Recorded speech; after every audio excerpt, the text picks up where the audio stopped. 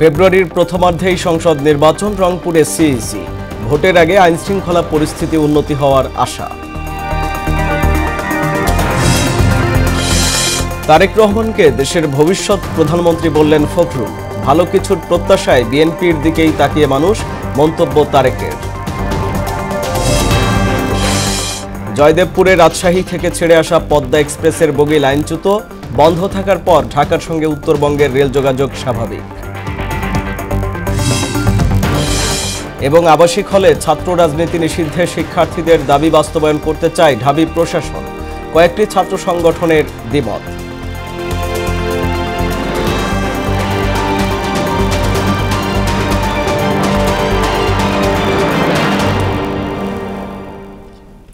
আসসালামু আলাইকুম, সবাইকে মোহনা সংবাদে স্বাগত। শুনছিলেন শিরোনাম, পুরো সংবাদের সঙ্গে আছি আমি আরিফুল ইসলাম।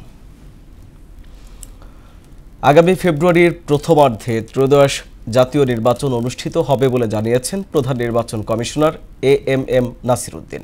শনিবার বিকেলে রংপুরের আইনশৃঙ্খলা বাহিনীর সঙ্গে বৈঠক শেষে একথা জানান তিনি। এর আগে জেলার নির্বাচন কর্মকর্তাদের সঙ্গে মতবিনিময়ে সিইসি বলেন, নির্বাচন ব্যবস্থার উপর থেকে মানুষের আস্থা উঠে গেছে। ভোটারদের কেন্দ্রে নিয়ে আসাই বড় চ্যালেঞ্জ। শফিউল করিম শফিকের প্রতিবেদন, জানাচ্ছেন আফরিন পপি। ত্রয়োদশ জাতীয় নির্বাচন সামনে রেখে মাঠ প্রশাসন ও আইনশৃঙ্খলা বাহিনী সহ নির্বাচন সংশ্লিষ্ট কর্মকর্তাদের সঙ্গে সভা করতে 3 দিনের সফরে রংপুরে অবস্থান করছেন সিইসি এএমএম নাসির উদ্দিন। শনিবার বিকেলে মতবিনিময় করেন রংপুরের আইনশৃঙ্খলা বাহিনীর সঙ্গে। পরে সাংবাদিকদের তিনি জানান, ফেব্রুয়ারির প্রথমার্ধেই নির্বাচন হবে। ইলেকশন তো ফেব্রুয়ারির প্রথমার্ধে হবে, ইনশাআল্লাহ নেক্সট ফেব্রুয়ারির প্রথমার্ধে হবে। আমাদের একটা সুন্দর ক্রেডিবল গ্রহণযোগ্য ইলেকশন করার জন্য যা যা করার দরকার আমরা তা করব। এর আগে রংপুরের আঞ্চলিক নির্বাচন কর্মকর্তার সঙ্গে বৈঠক করেন এএমএম নাসির উদ্দিন। সেখানে তিনি বলেন, নির্বাচন ব্যবস্থার ওপর থেকে মানুষের আস্থা উঠে গেছে। ভোটারদের কেন্দ্রে নিয়ে আসাই কমিশনের জন্য বড় চ্যালেঞ্জ। সবাইকে নিয়ে আসা, কেন্দ্রে নিয়ে আসা, এটাও একটা চ্যালেঞ্জ হয়ে গেছে। প্লেইং ফিল্ড যদি করি, সব প্লেয়ারদের জন্য যদি আমরা মাঠটা সমান করে দিতে পারি, তাহলে দেখবেন যে তারা অবশ্যই আগ্রহী হবে। নির্বাচনের ক্ষণ ঘনিয়ে আসলে আইন শৃঙ্খলা পরিস্থিতির উন্নতি হবে বলেও আশা জানান প্রধান নির্বাচন কমিশনার। এই দেশের লোকজন, আইন শৃঙ্খলা বাহিনী, প্রশাসনের লোকজন, তারপরে আপনার এই যে প্রিসাইডিং পুলিং অফিসার মিলে একটা সুন্দর নির্বাচন দিতে পারে, এই যে একটা মানুষের যে বিশ্বাস, আস্থা জায়গাটাকে সৃষ্টি করে দেওয়া, এটি একটা সবচেয়ে বড় চ্যালেঞ্জ হয়ে গেছে। আফরিন পপি, মোহনা সংবাদ। দেশের প্রতিটি মানুষ পরিবর্তন প্রত্যাশী, এমন মন্তব্য করে বিএনপির ভারপ্রাপ্ত চেয়ারম্যান তারেক রহমান বলেন, ভালো কিছুর আশায় তার দলের দিকেই তাকিয়ে জনগণ। শনিবার ড্যাবের জাতীয় সম্মেলনে ভার্চুয়ালি যুক্ত হয়ে রাষ্ট্রের সব ক্ষেত্রে জবাবদিহি নিশ্চিতে গণতান্ত্রিক চর্চা বাড়ানোর আহ্বান জানান বিএনপির ভারপ্রাপ্ত চেয়ারম্যান। এদিকে তারেক রহমানকেই দেশের ভবিষ্যৎ প্রধানমন্ত্রী বললেন দলটির মহাসচিব মির্জা ফখরুল ইসলাম আলমগীর। তানজিদ ভুঁইয়ার প্রতিবেদন। 175/25 রাজধানীতে জাতীয় সম্মেলন আয়োজন করে ডক্টরস অ্যাসোসিয়েশন অব বাংলাদেশ ড্যাব। স্বাগত বক্তব্যে দলীয় চেয়ারপারসনের উপদেষ্টা মোয়াজ্জেম হোসেন আলাল জানান, ড্যাবের প্রত্যেকটি নেতাকর্মী এক এবং ঐক্যবদ্ধ। ডক্টরস অ্যাসোসিয়েশন অব বাংলাদেশ আগের চেয়ে আরো বেশি সুসংগঠিত হবে, আরো বেশি কাজ করবে। সম্মেলনে যোগ দিয়ে অন্তর্বর্তী সরকারের ভুল ও সুনীতির সমালোচনা করেন বিএনপি মহাসচিব মির্জা ফখরুল ইসলাম আলমগীর। বলেন, তারেক রহমানই বাংলাদেশের ভবিষ্যৎ প্রধানমন্ত্রী। ভারপ্রাপ্ত চেয়ারম্যান মহোদয় নয়, আমাদের ভবিষ্যৎ নেতা, ভবিষ্যৎ কান্ডারি, ভবিষ্যতের আমাদের প্রধানমন্ত্রী আজকে এখানে বসে আছেন। সহকারী উপদেষ্টা আছেন চিকিৎসা স্বাস্থ্য মন্ত্রণালয়ের। তিনি এমন কতগুলো ব্যবস্থা আইন দিচ্ছেন যাতে করে ইন্ডাস্ট্রি বন্ধ হয়ে যাওয়ার উপক্রম হচ্ছে। যুক্তরাজ্য থেকে ভার্চুয়ালি যুক্ত হয়ে ভারপ্রাপ্ত চেয়ারম্যান তারেক রহমান বলেন, সব ক্ষেত্রে জবাবদিহি নিশ্চিতে গণতন্ত্রের ভিত মজবুত করা দরকার। গণতন্ত্রের ভিতকে ধীরে ধীরে আমাদেরকে মজবুত করে গড়ে তুলতে হবে, সেটি বাংলাদেশের সকল পর্যায়ে। তাহলে আমরা একটি অ্যাকাউন্টেবিলিটি গড়ে তুলতে পারবো। এই যে যত রিফর্ম নিয়ে কথা হচ্ছে, তার 99% রিফর্ম, এই প্রস্তাবনাগুলো জাতির সামনে আজকে থেকে প্রায় 2.5 বছর আগে বাংলাদেশ জাতীয়তাবাদী দল জাতির সামনে উপস্থাপন করেছিল। 5 আগস্টের পর ভালো কিছুর প্রত্যাশায় মানুষ বিএনপির দিকে তাকিয়ে আছে বলে মন্তব্য করেন তিনি। বিএনপির কাছে প্রত্যাশা করে বেটার কিছু, ভালো কিছু চেঞ্জ করার, একটি পরিবর্তন আনার। আমাদেরকে সেই শুরুটা করতে হবে। আগামীতে সরকার গঠন করতে পারলে 31 দফা বাস্তবায়নের অঙ্গীকার করেন তারেক রহমান। জনগণের সমর্থন নিয়ে আমরা সরকার গঠনে সক্ষম হলে 31 দফার বাস্তবায়ন এবং সেই সাথে অবশ্যই 31 দফার ভিতরে যে চিকিৎসা ক্ষেত্রে যেই দফাটি আছে সেটিকে বাস্তবায়ন করার জন্য। এদিকে বিএনপির প্রতিষ্ঠাতা জিয়াউর রহমানের সমাধিতে শ্রদ্ধা জানিয়েছে কক্সবাজার জেলা তাঁতি দল। প্রধান উপদেষ্টার ঘোষিত সময়েই নির্বাচন হবে বলে আশা জানান সংগঠনটির আহ্বায়ক আবুল কালাম আজাদ। আমরা প্রত্যাশা করি যে সেই তারিখেই নির্বাচন হবে, ওনার কথা উনি রাখবেন। তানজিদ ভুইয়া, মোহনা সংবাদ, ঢাকা। এদিকে নির্বাচন বাধাগ্রস্ত করতে ভারতের পৃষ্ঠপোষকতায় ষড়যন্ত্র হচ্ছে বলে অভিযোগ করেছেন বিএনপির স্থায়ী কমিটির সদস্য মির্জা আব্বাস। এর সঙ্গে দেশের কয়েকটি রাজনৈতিক দলও যুক্ত বলে জানান তিনি। শনিবার বিকেলে নয়াপল্টনে বিএনপির কেন্দ্রীয় কার্যালয়ের সামনে জাসাসের অনুষ্ঠানে মির্জা আব্বাস বলেন, জুলাই হত্যাকাণ্ডের বিচার আর নির্বাচন একসাথে চলতে কোনো বাধা নেই। আরও জানাচ্ছেন হুমায়ুন কবির। জুলাই গণ অভ্যুত্থানের বর্ষপূর্তি উপলক্ষে জাসাস ঢাকা মহানগর দক্ষিণ আয়োজিত বিজয় উৎসবে অংশ নেন বিএনপি স্থায়ী কমিটির সদস্য মির্জা আব্বাস সহ দলটির সিনিয়র নেতারা। তারেক রহমানের নেতৃত্বে সকল ষড়যন্ত্র মোকাবিলা করে জাতীয় নির্বাচনে বিএনপি বিপুল ভোটে জয়লাভ করবে বলে আশা জানান জাসাসের 2 শীর্ষ নেতা। 31 দফার মাধ্যমে আমরা যে বাংলাদেশ জাতীয়তাবাদী দল বাংলাদেশে আগামী দিনে কি করবে মানুষের জন্য এখানে সম্পূর্ণভাবে বলা আছে। অনেক ভোটের ব্যবধানে বিজয় কেড়ে নিয়ে আসতে পারে দানের শীষ নিয়ে। সেই লক্ষ্যে আমাদের কাজ করতে হলে মানুষের কাছে যেতে হবে, মানুষের পাশে যেতে হবে, মানুষের মন জয় করতে হবে। বিএনপির কেন্দ্রীয় নেতা এম এ মালেকের অভিযোগ, জুলাই ঘোষণাপত্রে জনগণের আকাঙ্ক্ষা পূরণ হয়নি। আর বিএনপির যুগ্ম মহাসচিব অ্যাডভোকেট আব্দুল সালাম বলেন, জুলাই অভ্যুত্থান বিএনপির 16 বছরের আন্দোলনের ফসল। যার নেতৃত্বে এই স্বৈরাচারী শেখ হাসিনা পালিয়ে যেতে বাধ্য হয়েছেন জননেতা তারেক রহমান। তারেক রহমানের নেতৃত্বের মধ্যে জাতীয় ঐক্যবদ্ধ হয়েছিল বলে শেখ হাসিনা পালিয়ে যেতে বাধ্য হয়েছে। স্বাধীনতা যুদ্ধ হয়েছে 71-এর 26শে মার্চ, কথাটি সুন্দরভাবে বলা হয়েছে, কিন্তু স্বাধীনতা ঘোষণা করলেন কে, তার কথার কিন্তু উল্লেখ নাই। তাই আমি মনে করি স্বাধীনতা যিনি ঘোষণা করছেন, আমরা সেই শহীদ রাষ্ট্রপতি রহমানকে আজকে স্মরণ করছি এবং এই ঘোষণাপত্র পূর্ণাঙ্গ করার জন্য শহীদ রাষ্ট্রপতি জিয়াউর রহমানের নামটি অন্তর্ভুক্ত করার জন্য আমি নিবেদন করছি।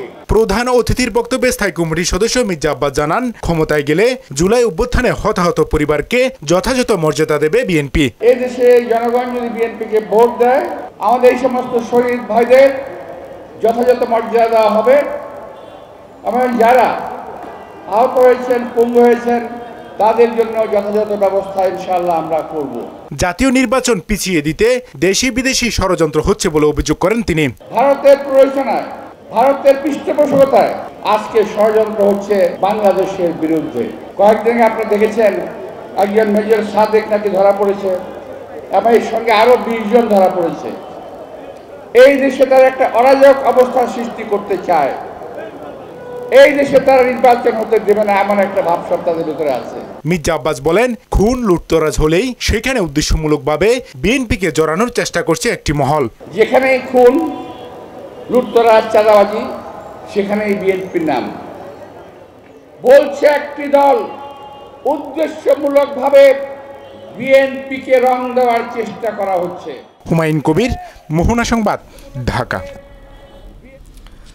গাজীপুরের জয়দেবপুর লেভেল ক্রসিং এলাকায় রাজশাহী থেকে ঢাকার উদ্দেশ্যে ছেড়ে আসা পদ্মা এক্সপ্রেস ট্রেন লাইনচ্যুত হয়েছে। এতে উত্তরবঙ্গের সাথে ঢাকার ট্রেন চলাচল 2 ঘন্টা বন্ধ থাকে, ফলে ভোগান্তিতে পড়েন যাত্রীরা। শনিবার রাত 8:30টার দিকে জয়দেবপুর রেলওয়ে জংশনের 1 নম্বর প্ল্যাটফর্মে ইঞ্জিনসহ ওই ট্রেনের কয়েকটি বগি লাইনচ্যুত হয়। জয়দেবপুর রেলওয়ে জংশন পুলিশ ফাঁড়ির উপপরিদর্শক নাদিরুজ্জামান জানান, রাত 10:30টায় রাজশাহী ঢাকা ট্রেন চলাচল স্বাভাবিক হয়েছে। বগি লাইনচ্যুত হলেও হতাহতের কোনো ঘটনা ঘটেনি। ভুক্তভোগী সাক্ষী ও সংশ্লিষ্টদের হুমকি দিয়ে বিচার বাধাগ্রস্ত করতেই দিল্লিতে বসে শেখ হাসিনা নানা বক্তব্য দিচ্ছেন। আদালত অবমাননায় 6 মাসের সাজার রায়ে শনিবার এমন পর্যবেক্ষণ দিয়েছেন আন্তর্জাতিক অপরাধ ট্রাইব্যুনাল। সাজার পূর্ণাঙ্গ রায় প্রকাশ করে ইতিমধ্যেই তা পাঠানো হয়েছে পুলিশ প্রধানের কাছে। ছাত্র জনতার অভ্যুত্থানে ক্ষমতাচ্যুত হয়ে 5 আগস্ট দেশ ছেড়ে পালিয়ে ভারত যাওয়ার পর একে একে শেখ হাসিনার অডিও ভাইরাল হতে থাকে, যার একটি 227 জনকে হত্যার লাইসেন্স পেয়ে গেছি। সেই অডিও যে শেখ হাসিনার তা সিআইডির ফরেন্সিক রিপোর্টে প্রমাণ হয়েছে। এরপর অডিওর বিরুদ্ধে ট্রাইব্যুনালে আদালত অবমাননার মামলা করে প্রসিকিউশন। গেল 2 জুলাই এ মামলায় শেখ হাসিনার 6 মাসের কারাদণ্ড দেন ট্রাইব্যুনাল। সাংবাদিক তুহিন হত্যায় সরাসরি সম্পৃক্ত 8 জনকেই গ্রেপ্তার করেছে আইনশৃঙ্খলা বাহিনী। এই মামলায় গ্রেপ্তারকৃতদের মধ্যে 7 আসামিকে শনিবার বিকেলে গাজীপুরের অতিরিক্ত চিফ মেট্রোপলিটন ম্যাজিস্ট্রেট আলমগীর আল মামুনের আদালতে তোলা হয়। তাদের 2 দিনের রিমান্ড মঞ্জুর করেন আদালত। এদিকে জিএমপি কমিশনার জানান, হানি ট্র্যাপ চক্রের ভিডিও করায় তুহিনকে খুন করা হয়েছে। আতিকুর রহমানের প্রতিবেদন, জানাচ্ছেন আফরিন পপি। বৃহস্পতিবার রাত 8টার দিকে গাজীপুরের চান্দনা চৌরাস্তা এলাকায় সাংবাদিক আসাদুজ্জামান তুহিনকে কুপিয়ে হত্যা করে দুর্বৃত্তরা। এর সিসিটিভি ফুটেজ সামাজিক যোগাযোগ মাধ্যমে ছড়িয়ে পড়লে ব্যাপক ক্ষোভের সৃষ্টি হয়। হামলায় 8 জনের সরাসরি সম্পৃক্ততার প্রমাণ মেলে। শুক্রবার 7 জনকে গ্রেপ্তার করে আইনশৃঙ্খলা বাহিনী। শনিবার বিকেলে কিশোরগঞ্জ থেকে আটক করা হয় বাকি 1 জনকে। তুহিন হত্যা মামলায় গ্রেপ্তারকৃতদের মধ্যে 7 আসামিকে গাজীপুর অতিরিক্ত চিফ মেট্রোপলিটন ম্যাজিস্ট্রেট আলমগীর আল মামুনের আদালতে তোলা হয়। 10 দিনের আবেদনের প্রেক্ষিতে 2 দিনের রিমান্ড মঞ্জুর করেন আদালত। এদিকে র্যাব জানায়, তাদের হাতে গ্রেপ্তার স্বাধীন সাংবাদিক হত্যায় জড়িত থাকার কথা স্বীকার করেছে। সাংবাদিক কুপিয়ে হত্যার চাঞ্চল্যকর ঘটনার অন্যতম আসামি স্বাধীনকে আমরা গতকাল রাতে শিববাড়ি এলাকা হতে গ্রেপ্তার করেছি এবং এই ঘটনার সাথে জড়িত স্বাধীন অন্যতম আসামি এবং আমরা ভিডিও ফুটেজ, ওপেন সোর্স এবং আমাদের ইন্টেলিজেন্সের মাধ্যমে তাকে আমরা গ্রেপ্তার করতে সক্ষম হয়েছি এবং গ্রেপ্তারের পরে সে সমস্ত ঘটনার বর্ণনা দিয়েছে এবং সে এই ঘটনার সাথে জড়িতর কথা স্বীকার করেছে। গাজীপুরের পুলিশ কমিশনার জানান, হানি ট্র্যাপ চক্রের সদস্যদের অপকর্ম ভিডিও করায় খুন হতে হয় তুহিনকে। এলোপাতারি যখন বাদশা তখন পালিয়ে যায়, তিনি বসে এই ভিডিও যখন ধারণ করছিল, তার এই ভিডিও ধারণটি এই ক্রিমিনালরা দেখে ফেলে। ক্রিমিনালরা যখন বুঝে যায় তাদের এই ক্রাইমটি প্রচারিত হয়ে যাবে, তারা চিহ্নিত হয়ে যাবে, তার সাথেও বাগদণ্ডে ধরিয়া যায়। এক পর্যায়ে তাকেও তার উপরও আক্রমণ চালায়। সে দৌড়ে গিয়ে একটা মুদির দোকানে যায়, সেখানে গিয়ে তাকে উপর কুপিয়ে হত্যা করে। জিএমপি কমিশনার বলেন, পোস্টমর্টেম রিপোর্ট হাতে পেলেই 15 দিনের মধ্যে চার্জশিট দেওয়া হবে। পিএম রিপোর্ট পেলেই আমরা যে কোনো মুহূর্তে চার্জশিট দিতে পারবো আশা রাখি। আফরিন পপি, মোহনা সংবাদ। যে আসামিগুলো আবাসিক হলে ছাত্র রাজনীতি নিষিদ্ধে শিক্ষার্থীদের গণদাবি বাস্তবায়ন করতে চায় ঢাকা বিশ্ববিদ্যালয় প্রশাসন। এমনটা জানিয়ে উপাচার্য নিয়াজ আহমেদ খান বলেন, এর কর্মপন্থা ও রূপরেখা নির্ধারণের কাজ চলছে। যদিও ঢাবি প্রশাসনের এমন সিদ্ধান্তে দ্বিমত জানিয়েছে কয়েকটি ছাত্র সংগঠন। মাহবুব হাসান রিপনের প্রতিবেদন। শুক্রবার ঢাকা বিশ্ববিদ্যালয়ের 18টি আবাসিক হলে আহ্বায়ক কমিটি ঘোষণা করে ছাত্রদল। এতেই উত্তপ্ত হয়ে ওঠে ক্যাম্পাস। হলে ছাত্র রাজনীতি নিষিদ্ধের দাবিতে বিক্ষোভ করেন শিক্ষার্থীরা। এরপর আবাসিক হলে প্রকাশ্য ও গুপ্ত রাজনীতি নিষিদ্ধের ঘোষণা দেন বিশ্ববিদ্যালয় প্রশাসন। বলে 17 জুলাই পরিপত্র অনুযায়ী এই সিদ্ধান্ত বহাল থাকবে। আমরা নিবর্তনমূলক কোনো রাজনীতি হল পর্যায়ে চাই না। সাধারণ শিক্ষার্থীদের একটি বড় অংশ মনে করছে, হলগুলোতে ছাত্র রাজনীতি থাকলে ছাত্রলীগের মতো একক কর্তৃত্ববাদ প্রতিষ্ঠা পাবে। পরের দিন পরীক্ষা, তার আগের রাতে 2 বার রাত 1টা পর্যন্ত বৃষ্টির ভিতরে ভিজে ভিজে আমি প্রোগ্রাম করছি। ফেল করে, ঠিক আছে, অথবা নামমাত্র ছাত্র, তাদেরকে দিয়ে রাজনীতি, এটা দুর্বৃত্তায়ন রাজনীতি। ছাত্রলীগের অভিজ্ঞতা থেকে আমরা জানলাম নির্যাতন চালাতো, সেই দিক বিবেচনায় আমরা বিশেষ করে আমার মনে হয় হল রাজনীতি না থাকাই ভালো। যদিও বিশ্ববিদ্যালয় প্রশাসনের এমন সিদ্ধান্তের তীব্র প্রতিক্রিয়া জানায় ছাত্রদল ও ছাত্র ইউনিয়ন। তারা বলছে, হলে রাজনৈতিক কার্যক্রম বন্ধ থাকা বিশ্ববিদ্যালয় আইনের পরিপন্থী। কোনো সংগঠন বিশ্ববিদ্যালয়ের হলগুলোতে কমিটি দিতে পারবে না, এ কথা খুবই অগণতান্ত্রিক। এই যে জনপ্রিয়তা, এত সংখ্যক নেতাকর্মী, এই জনপ্রিয়তায় কিন্তু ঈর্ষান্বিত হয়ে গতকালকে এই ধরনের একটি মবকে উস্কিয়ে দেওয়া হয়েছে। এদিকে রাজনৈতিক ঐক্যের ভিত্তিতেই চলমান সংকটের নিরসন চায় ছাত্র শিবির। রাজনৈতিক পলিসিটা কেমন হইতে পারে, রাজনৈতিক কর্মকাণ্ড থাকা না থাকার ব্যাপারে কোন এরিয়ায় কেমন থাকবে না থাকবে, সমন্বিত একটা সিদ্ধান্তে আসেন। উদ্ভূত পরিস্থিতিতে শনিবার উপাচার্য ও প্রভোস্টদের নিয়ে বৈঠক করেন বিশ্ববিদ্যালয়ের ভিসি নিয়াজ আহমেদ খান। বলেন, আবাসিক হলে ছাত্র রাজনীতি নিয়ে শিক্ষার্থীদের গণদাবির মূল্যায়ন করবে ঢাবি প্রশাসন। গতকালকে তো একটা আমরা 17 জুলাইয়ের যে সমঝোতাটা হয়েছিল তার আলোকে একটা পরিষ্কার আমরা একটা ডিক্লারেশন দিয়েছি। আজকে আমরা ওই বিস্তারিত কর্মপন্থাটা ঠিক করার চেষ্টা করছি, যেটা একটা গাইডলাইন আকারে আমাদের উপস্থাপন করা হবে। ডাকসু নির্বাচন সামনে রেখে বিভিন্ন অংশীজনের সঙ্গে আলোচনা করার কথাও জানান উপাচার্য। মাহবুব হাসান রিপন, মোহনা সংবাদ, ঢাকা। বছরের প্রথম 7 মাসে ভারতের আহমেদাবাদ, বাংলাদেশের রাজধানী ঢাকাসহ বিভিন্ন দেশে 15টিরও বেশি বিমান দুর্ঘটনায় প্রাণ গেছে 4 শতাধিক মানুষের। এসব দুর্ঘটনা কেবল মানুষের প্রাণই নয়, কেড়ে নিয়েছে বহু পরিবারের স্বপ্ন, আকাঙ্ক্ষা ও ভবিষ্যৎ। প্রতিটি দুর্ঘটনাই রেখে গেছে মর্মান্তিক একটি অধ্যায়। বিশ্বজুড়ে গেল 7 মাসে কিছু উল্লেখযোগ্য বিমান দুর্ঘটনার সম্পর্কে জানব কাজী শাহরিনের ডেস্ক রিপোর্ট থেকে। 2025 সাল, যেখানে প্রযুক্তির উৎকর্ষতা ও নিরাপত্তার অঙ্গীকার ছিল সর্বোচ্চ, সেখানে বিমান বিধ্বস্তের একের পর এক মর্মান্তিক ঘটনা নাড়িয়ে দিয়েছে বিশ্ববাসীকে। বছরের প্রথম 7 মাসেই ঘটে গেছে 15টি দুর্ঘটনা, যা আকাশপথে মানুষের আস্থাকে করেছে প্রশ্নবিদ্ধ। বছরের শুরুতেই পশ্চিম অস্ট্রেলিয়ার রটনেস্ট দ্বীপের কাছে একটি সি প্লেন বিধ্বস্ত হয়। এতে মর্মান্তিক মৃত্যু হয় 3 জনের। 29 জানুয়ারি ওয়াশিংটনে যাওয়ার পথে মধ্যাকাশে ব্ল্যাক হক হেলিকপ্টারের সঙ্গে সংঘর্ষ হয় একটি মার্কিন যাত্রীবাহী উড়োজাহাজ। এতে উড়োজাহাজটি দ্বিখণ্ডিত হয়ে পটোম্যাক নদীতে আছড়ে পড়লে 64 আরোহী এবং হেলিকপ্টারে থাকা 3 মার্কিন সেনা নিহত হন। একই দিন সুদানে একটি বিমান রানওয়ে ছাড়ার কিছুক্ষণের মধ্যেই বিধ্বস্ত হয়। এতে প্রাণ যায় 20 জনের। এর ঠিক একদিন পর 31 জানুয়ারি যুক্তরাষ্ট্রের পেনসিলভেনিয়ার ফিলাডেলফিয়াতে আবাসিক এলাকায় একটি মেডিকেল বিমান আছড়ে পড়ে। বিমানে থাকা 7 জনই নিহত হন সে দুর্ঘটনায়। 6 ফেব্রুয়ারি আলাস্কার নোম শহরে একটি নির্ধারিত অভ্যন্তরীণ ফ্লাইট নিখোঁজ হয়। পরে আলাস্কার পশ্চিম উপকূলের কাছে বিমানটির ধ্বংসাবশেষ ও 10টি মরদেহ খুঁজে পায় কোস্টগার্ড।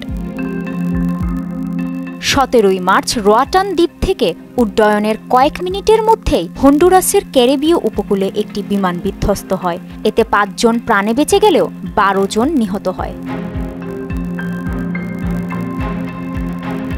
12 জুন ভারতের আহমেদাবাদে ঘটে সবচেয়ে মর্মান্তিক বিমান দুর্ঘটনা, যেখানে একজন বাদে বিমানের 242 আরোহীর সবাই মারা যায়।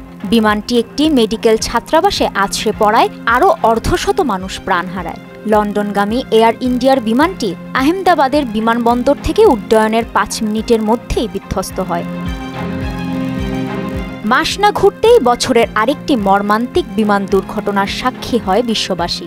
21 জুলাই বাংলাদেশের একটি যুদ্ধ বিমান প্রশিক্ষণের সময় নিয়ন্ত্রণ হারিয়ে উত্তরার মাইলস্টোন স্কুলের একটি ভবনে আছড়ে পড়ে। এতে পাইলট সহ দগ্ধ হয়ে মারা যায় 34 জন, যার মধ্যে 28 জনই শিশু। কোমলমতি শিক্ষার্থীদের ঝলসানো শরীর আর করুণ আর্তনাদ কাঁদিয়েছে বিশ্ববাসীকে। এর 3 দিনের মাথায় 24 জুলাই রাশিয়ায় 50 আরোহী নিয়ে একটি যাত্রীবাহী বিমান বিধ্বস্ত হয়। উড্ডয়নের পর বিমানটি রাডার থেকে অদৃশ্য হয়ে যায়। পরে আমুর অঞ্চলে ধ্বংসাবশেষ পাওয়া যায়। এর বাইরেও গত 7 মাসে বিশ্বজুড়ে আরও কিছু ছোটখাটো বিমান দুর্ঘটনা ঘটেছে। এতে হতাহতের সংখ্যা যাই হোক না কেন, প্রযুক্তির উৎকর্ষতার সময়ও আকাশপথের যাত্রা যে ক্রমশ অনিরাপদ হয়ে উঠছে, সেটি চিন্তার বিষয় হয়ে দাঁড়িয়েছে। কাজী শাহরিন, মোহনা সংবাদ। ডেঙ্গুতে 24 ঘন্টায় আরও 3 জনের মৃত্যু হয়েছে। এই সময়ে ডেঙ্গু আক্রান্ত ৩২৫ জন হাসপাতালে ভর্তি হয়েছেন। শনিবার বিকেলে স্বাস্থ্য অধিদপ্তরের হেলথ ইমার্জেন্সি অপারেশন সেন্টার ও কন্ট্রোল রুম থেকে পাঠানো সংবাদ বিজ্ঞপ্তিতে এ তথ্য জানানো হয়।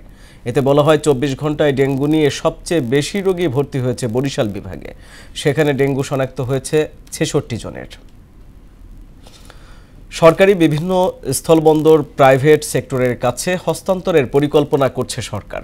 একই সঙ্গে অলাভজনক স্থলবন্দর বন্ধ করে দেওয়ার পরিকল্পনার কথা জানিয়েছেন নৌ পরিবহন উপদেষ্টা এম শাখাওয়াত হোসেন। শনিবার দুপুরে দিনাজপুরের হিলি স্থলবন্দর পরিদর্শন করতে গিয়ে এসব কথা বলেন তিনি। উপদেষ্টা জানান ২৪টি স্থলবন্দরের মধ্যে ইতোমধ্যে 4টি বন্ধ করে দেওয়া হয়েছে এবং আরও 4টি অলাভজনক বন্দর বন্ধের প্রক্রিয়া চলমান রয়েছে। সব কিছু যদি সরকার চালায় তাহলে চালাতে পারে না। 24টা ছিল, 24টা থেকে এখন কমবে 4টা, 20টা হবে না।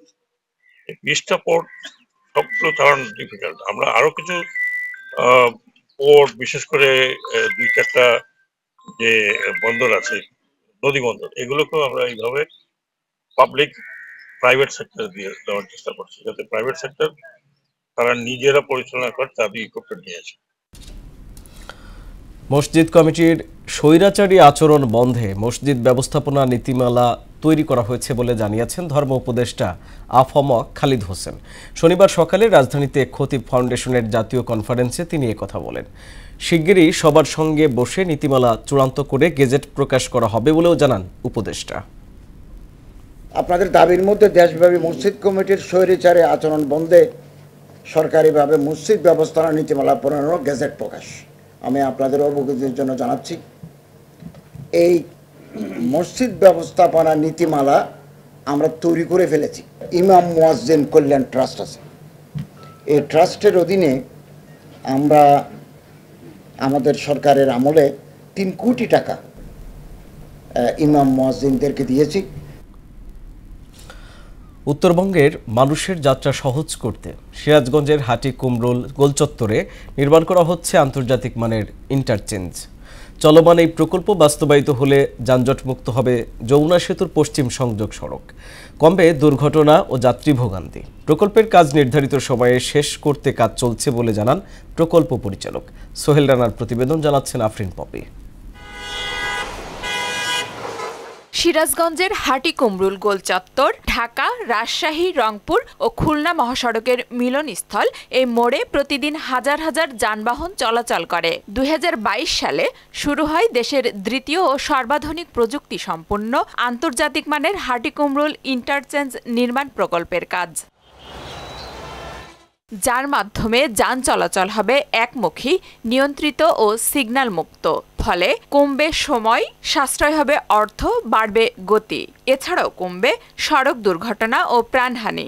ইন্টারচেঞ্জটা হলে এখানকার মানুষের যানজট হবে না, মানুষের দুর্ভোগ লাভক হবে। ইন্টারচেঞ্জ নির্মাণ হলে হয়তো আমরা অনায়াসে পাস হয়ে যাব, নিট দিয়ে যাব, কেউ ফ্লাইওভার দিয়ে যাবে। নির্ধারিত লেনে চলবে, কোনো গাড়ির সাথে কোনো গাড়ি মুখোমুখি হওয়ার কোনো সম্ভাবনা নেই। আমাদের সময় অনেক আগাবে এবং সব দিক দিয়ে আমাদের সুবিধা আছে। সিরাজগঞ্জের ইন্টারচেঞ্জ হচ্ছে, এতে উত্তরাঞ্চলের ব্যবসায়ীরা উপকৃত হবেন বলে মনে করেন এই ব্যবসায়ী নেতা। উত্তরাঞ্চলের যারা ব্যবসায়ী আছে তাদের অনেক উপকার হবে। খুব অল্প সময়ের মধ্যে দিনাজপুর, রংপুর, রাজশাহী বিভিন্ন অঞ্চল থেকে মালামাল খুব সহজ সময়ের মধ্যে ঢাকাতে পৌঁছাবে। প্রকল্প সংশ্লিষ্টরা জানান, নির্মাণ অগ্রগতি 55% সম্পূর্ণ হয়েছে। 2026 সালের ডিসেম্বরের মধ্যে প্রকল্পের কাজ শেষ এবং নির্ধারিত সময়ে উন্মুক্ত করার জন্য রাত দিন কাজ চলছে। এই মুহূর্তে আমরা বলবো যে আমাদের 55%-এর মতো প্রোগ্রেস হয়ে গেছে এবং আমাদের সময় তো আমাদের আছে 2026 ডিসেম্বর পর্যন্ত। আশা করি তার অনেক আগেই আমরা বাকি অংশটা শেষ করে ফেলতে পারবো। হাটি কুমরুল ইন্টারচেঞ্জের বর্তমানে ডবল শিফটে কাজ চলছে। নির্ধারিত সময়ের মধ্যে কাজটা যাতে আমরা সম্পাদন করতে পারি এবং জনগণের চলাচলের জন্য উন্মুক্ত করে দিতে পারি, সেই লক্ষ্যে আমাদের ডবল শিফটে কাজ চলছে। 743 কোটি টাকা ব্যয়ে হাটি কুমরুল ইন্টারচেঞ্জের কাজ শেষ হলে নির্বিঘ্ন ও গতিশীল হবে উত্তরের 16 জেলার মানুষের যাত্রা, এমন প্রত্যাশা সবার। আফরিন পপি, মোহনা সংবাদ। এবার আন্তর্জাতিক প্রসঙ্গ। আফগানিস্তান থেকে অনুপ্রবেশকালে ৩৩ ভারতীয় মদতপুষ্ট সন্ত্রাসীকে হত্যা করেছে পাকিস্তানের নিরাপত্তা বাহিনী। শুক্রবার দেশটির আন্তঃবাহিনী জনসংযোগ দপ্তর আইএসপিআর এ তথ্য জানিয়েছে। বিবৃতিতে বলা হয়, আফগানিস্তান সীমান্ত দিয়ে অনুপ্রবেশকালে বেলুচিস্তানের ঝোপ জেলার শামবাজার এলাকায় তাদের দেখে ফেলে নিরাপত্তা বাহিনী। তাদের অনুপ্রবেশ প্রচেষ্টা ব্যর্থ করে দেয় সেনা সদস্যরা। এদিকে ভারত সংলগ্ন জম্মু ও কাশ্মীরের কুলগামে বন্দুকধারীদের সঙ্গে নিরাপত্তা বাহিনীর তীব্র সংঘর্ষে 2 জন ভারতীয় সেনা নিহত হয়েছেন। এতে আহত হয়েছেন আরও 2 জন। ভারতীয় নিরাপত্তা বাহিনী বলছে, সন্ত্রাসবাদ দমনে এখনও অভিযান অব্যাহত রয়েছে। চীনের দক্ষিণাঞ্চলীয় 2 প্রদেশ গানসু ও গুয়াংডংয়ে ভারী বর্ষণ, বন্যা ও ভূমিধসে নিহত হয়েছে অন্তত 17 জন। এতে নিখোঁজ রয়েছেন 33 জন। চীনের রাষ্ট্রায়ত্ত সংবাদ মাধ্যম সিনহুয়ার তথ্য মতে বৃহস্পতিবার রাত থেকে শুক্রবার সকাল পর্যন্ত গানসু এবং গুয়াংডংয়ে 195 মিলিমিটার বৃষ্টিপাত রেকর্ড করা হয়। বর্ষণ ও ঝোড়ো আবহাওয়ায় গানসুর উত্তর পূর্বাঞ্চলের বেশিরভাগ অঞ্চল বিদ্যুৎ বিচ্ছিন্ন অবস্থায় আছে। এদিকে ভারতের রাজধানী দিল্লির হরিনগরে ভারী বর্ষণে একটি মন্দিরের দেয়াল ধসে 2 শিশুসহ অন্তত 8 জন নিহত হয়েছে। খেলার খবর। দুর্নীতি রোধে আগামী বিপিএলে কাজ করবে আইসিসির ইন্টিগ্রিটি ইউনিট। বিপিএলের সেই আসরে ক্রিকেটারদের পারিশ্রমিকের দায়িত্ব নেবে বিসিবি, এমনটা জানিয়েছেন বিসিবির মিডিয়া কমিটির চেয়ারম্যান ইফতেখার রহমান মিঠু। বিসিবির বোর্ড মিটিং শেষে শনিবার রাতে এক ব্রিফিংয়ে তিনি বলেন, পাওনা আদায়ে ফ্র্যাঞ্চাইজি ও স্পন্সরদের বিরুদ্ধে আইনি ব্যবস্থা নেওয়া হবে। 2-3 দিনের মধ্যে বিপিএলের ইভেন্ট ম্যানেজমেন্ট প্রতিষ্ঠান চূড়ান্ত করা হবে বলেও জানান ইফতেখার রহমান। বোর্ড মিটিংয়ে 7 বিভাগের আঞ্চলিক ক্রিকেট কমিটি বিলুপ্তির সিদ্ধান্ত হয়েছে। আর জাতীয় লিগের 4 দিনের টুর্নামেন্টে ঢাকা মেট্রোর পরিবর্তে খেলবে ময়মনসিংহ। বিসিবির মিডিয়া কমিটির চেয়ারম্যান জানান, নারী ফুটবলার ঋতুপর্ণা চাকমার গ্রামে বাড়ি নির্মাণে সহযোগিতা করবে বিসিবি। বোর্ড আইসিসি ইন্টিগ্রিটি ইউনিটের সাথে আপকামিং বিপিএল এডিশনের একটা আমরা তাদের সাথে এটা অ্যাপ্রুভ করা হয়েছে যে নেক্সট বিপিএল আইসিসির যে আগে বলতো এটাকে অ্যান্টি করাপশন ইউনিট, সেই আইসিসিকে আমরা অ্যাপয়েন্ট করা হচ্ছে। 16টা প্র্যাকটিস টার্ফ পিচ ডেভেলপ করা হচ্ছে এবং surface drainage and installation of 9 net with frames at the practice area of Rajshahi division cricket স্টেডিয়ামে এই বাজেটটা অ্যাপ্রুভ করে দিয়েছে। খেলাধুলার মাধ্যমে যুব সমাজকে মাদক থেকে দূরে রাখতে সরকারের প্রচেষ্টা অব্যাহত থাকবে বলে জানিয়েছেন যুব ক্রীড়া উপদেষ্টা আসিফ মাহমুদ সজীব ভুঁইয়া। নাটোরের কানাইখালীতে মিনি স্টেডিয়াম উদ্বোধন করে তিনি একথা বলেন। এ সময় ভার্চুয়ালি দেশের বিভিন্ন জেলার আরও 13টি উপজেলার মিনি স্টেডিয়াম উদ্বোধন করেন উপদেষ্টা।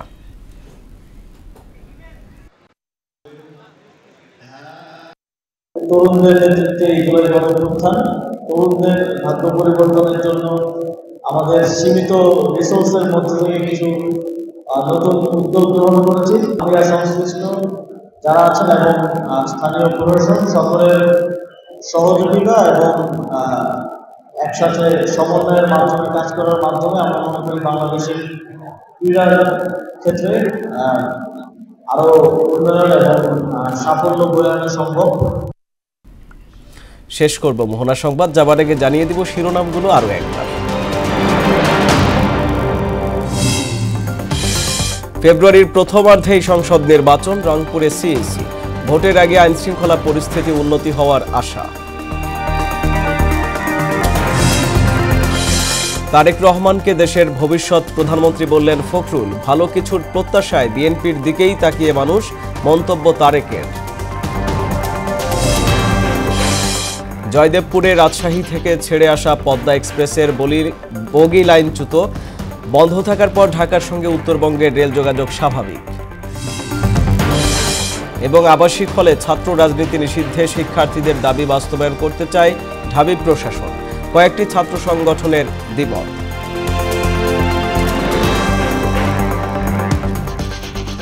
এই ছিল মোহনা সংবাদে। মোহনার সবশেষ খবর জানতে ভিজিট করুন www.mohana.tv।